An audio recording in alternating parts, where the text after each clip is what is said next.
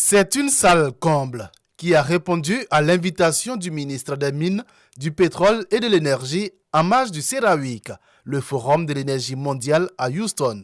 Au premier rang de cette audience attentive, des ingénieurs, des experts en hydrocarbures, des professionnels de l'énergie en formation pour certains ou installés depuis plusieurs décennies aux États-Unis pour d'autres. Dans un dialogue ouvert, sans détour, le ministre leur a transmis un message clair. La Côte d'Ivoire a besoin d'eux. Avec les découvertes récentes dans le secteur des hydrocarbures, le pays s'apprête à franchir une nouvelle étape de son développement énergétique sous le leadership du président de la République, Alassane Ouattara. La vision actuelle, c'est vraiment d'essayer de gérer nos ressources extractives différemment. Il faut savoir que notre pays a bénéficié de personnes bien formées comme vous.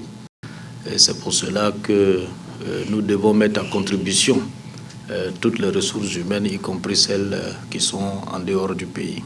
Les expatriés, s'ils se disent prêts à répondre à cet appel, posent des préoccupations, une meilleure intégration professionnelle et un environnement propice à leur retour. C'est pas facile de se dire qu'au bout de 20 ans, 25 ans, on peut rentrer facilement au pays et avoir une adaptation facile, changer nos habitudes, mais je pense que c'est possible.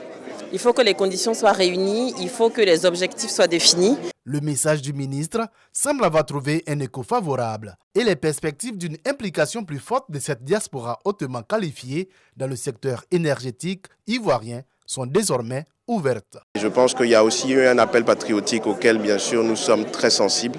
Et je pense que notre communauté s'est toujours tenue prête, mais a fait écho d'un manque d'informations. Et nous pensons qu'aujourd'hui, cette rencontre est le début d'une collaboration qui va permettre un rapatriement des cerveaux ivoiriens dans le domaine du pétrole, de l'énergie et des mines. Pour ces expatriés, l'appel de la mère patrie résonne aujourd'hui avec plus de force que jamais. Regroupées au sein de l'Association des femmes productrices et commerçantes du vivrier du département d'Agboville, ces femmes veulent œuvrer à la promotion et au développement des activités agricoles vivrières, depuis la production jusqu'à la commercialisation. En procédant à l'investiture de la première présidente de cette association, elles s'engagent à contribuer au développement local. Dire aux femmes de s'organiser, de se mettre dans l'association, de coopératives pour travailler, pour réussir. Je suis fier de ces autorités-là. Je sais qu'avec eux, on peut aller de l'avant. Pour sa part, Pierre Demba, président du conseil régional de l'Agnébi-Tiassa, a invité les femmes du vivrier à l'unité. Félicitant la présidente et son bureau pour cette initiative, il les a rassurés de son soutien à travers l'octroi de crédit du FAFSI, le fonds d'appui aux femmes de Côte d'Ivoire. Notre rôle, c'est de vous encadrer, c'est de vous organiser et vous donner des opportunités de valoriser le fruit de votre travail. Et c'est ce que nous allons faire à travers cette association. Dans les prochains jours, nous reviendrons dans cette même salle pour vous présenter toutes les initiatives prises par le gouvernement, tous les guichets qui vont se présenter à vous, pour celles ou ceux qui veulent faire l'agriculture, faire le vivrier, on puisse vous encadrer et vous donner les moyens. Mais également, tous les guichets qui vont permettre aux femmes qui veulent faire du commerce de réaliser le commerce dans de meilleures conditions.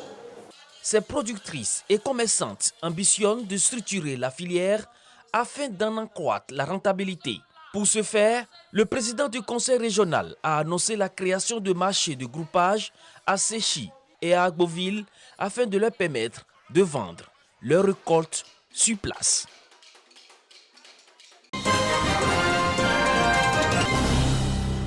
Des musulmans et chrétiens bénéficiaires de vivres exactement 10 kg de riz de luxe à chacun. Un don de l'ONG La Bienfaisance.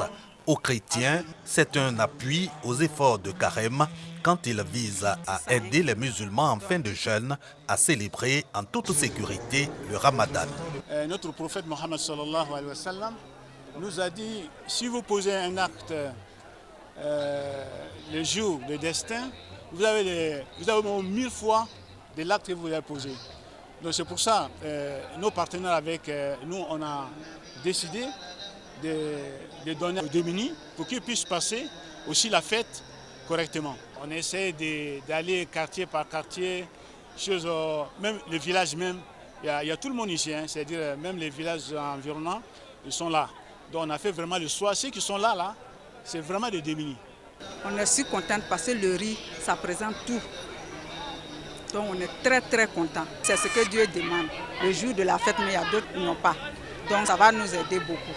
Donc on remercie beaucoup ONG bienfaisantes. Je remercie les donateurs de l'Arabie Saoudite jusqu'ici parce qu'on ne doit pas remercier les Arabes et puis laisser nos gens ici. Parce que s'ils donnaient à Ella et puis ils bouffaient, on ne pouvait rien dire. Donc on les remercie beaucoup aussi. Ce don, dans le cadre de l'élan de solidarité marqué chaque année à celle des familles défavorisées qui traversent la période de jeûne avec difficulté. Vocation de l'ONG La Bienfaisance, créée en 2011 avec l'Arabie Saoudite comme principal bailleur.